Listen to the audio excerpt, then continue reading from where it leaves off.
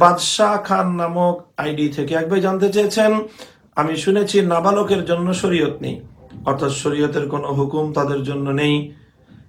এই কথাটি যদি সঠিক হয় তাহলে নাবালেগ যদি কোনো নেকির কাজ করে অথবা কোনো গুনাহের কাজ করে তবে কি সেটা তার আমলনামায় লেখা হবে? যেমন নামাজ নেকির কাজ, চুরি করা গুনাহের কাজ।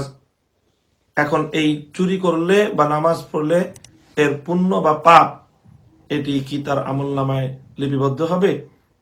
এই হলো বাদশাহ খান ভাইয়ের প্রশ্ন।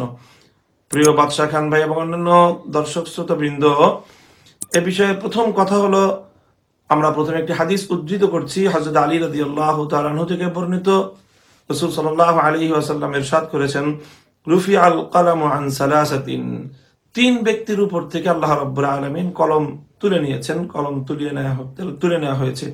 আনিন নাইমি হাত্তা ইস্তাইকিযা, ঘুমন্ত ব্যক্তি জাগ্রত না হওয়া পর্যন্ত, ও আনিস সাবিয়্যি হাত্তা ইয়াশিব্বা, এবং অথবা হাত্তা ইয়াহতালিমা, অথবা শিশু যতক্ষণ পর্যন্ত সে প্রাপ্তবয়স্ক না হয়, ও আনিল মাতুহি হাত্তা ইয়াকিলা, এবং বেহুশ ব্যক্তি যতক্ষণ পর্যন্ত তার হুশ না ফিরে।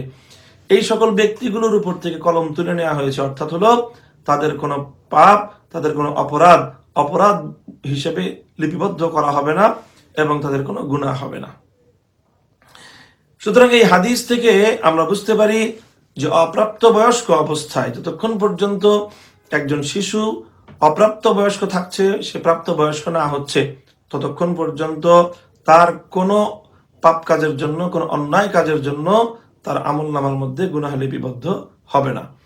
এখন প্রশ্ন হলো, যদি এই বয়সে কেউ নেক কাজ করে তাহলে তার সেই নেক কাজের কি হবে?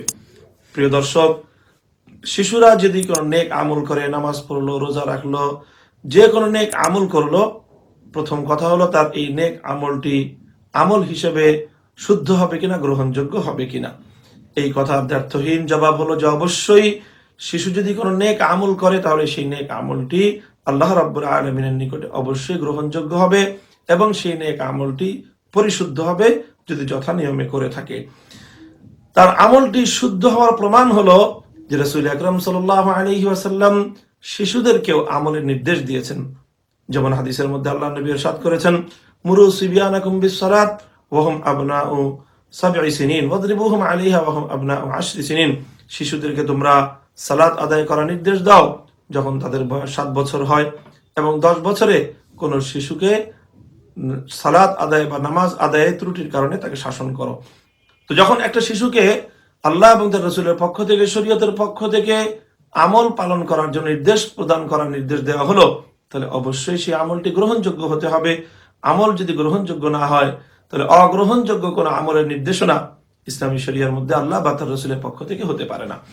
সুতরাং তার আমলটি বৈধ হবে এবং তার আমলটি শুদ্ধ হবে, এটি প্রথম সাব্যস্ত কথা। দ্বিতীয় কথা হলো, আমল তো শুদ্ধ হলো, এখন তার এই আমলের সওয়াব হবে কিনা। প্রিয় দর্শক, যেহেতু আমল শুদ্ধ হয়েছে, কাজেই আল্লাহর সাধারণ বিধান অনুযায়ী ইসলামের মূলনীতির আলোকে সেই আমলের সওয়াবও হবে। তবে এখন প্রশ্ন হলো, এই সওয়াবটি কার হবে? সেই সওয়াবটি কি শিশুর হবে, না সেই সওয়াবটি শিশুর পিতামাতার আমলের মধ্যে তাদের আমল নামায় যুক্ত হবে?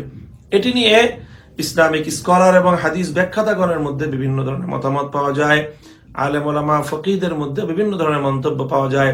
কেউ বলেছেন যে এর সওয়াবটি শুধু শিশুর হবে, কারণ যেহেতু আমলটি শিশুর। কেউ বলেছেন সওয়াবটুকু তার অভিভাবকের হবে, যেহেতু শিশু তার এখনো পর্যন্ত তার আমলনামা পরিপূর্ণভাবে কার্যকর হয়নি, সেই হিসাবে তার আমলগুলো তার অভিভাবক তথা তার পিতা মাতার আমলনামায় যুক্ত হবে।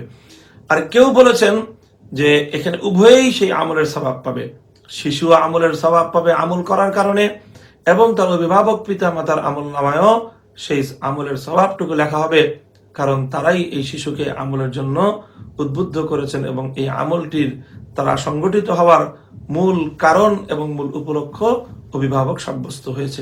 সুতরাং তাদের আমলনামায়ও সেই সওয়াব লিপিবদ্ধ করা হবে।